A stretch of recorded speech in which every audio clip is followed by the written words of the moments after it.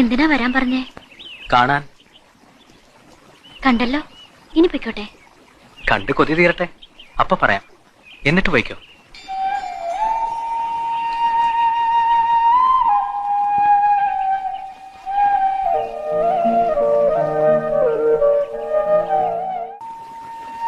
കൊച്ചിച്ചായൻ എന്നെ കുറച്ച് കൂടുതൽ തല്ലേണ്ടതായിരുന്നു അല്ലേ? അതെന്താ? ആ തല്ലല്ലേ മിനിയെ എന്നോട് അടുപ്പിച്ചത്.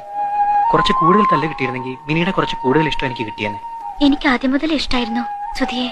എപ്പോ മുതല്? ആ ബുക്ക് അതെടുത്തപ്പം. Love and love only.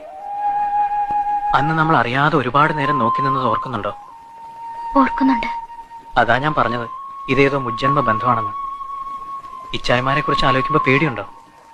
പേടിയില്ല, എന്നാലും ഓർക്കുമ്പോ മനസ്സിലൊരു തീക്കട്ട വീണ പോലെ. പക്ഷേ ഒടുവിലവർ സമ്മതിക്കും.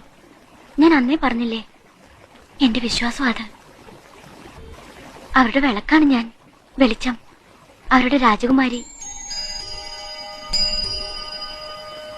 എന്റെയും.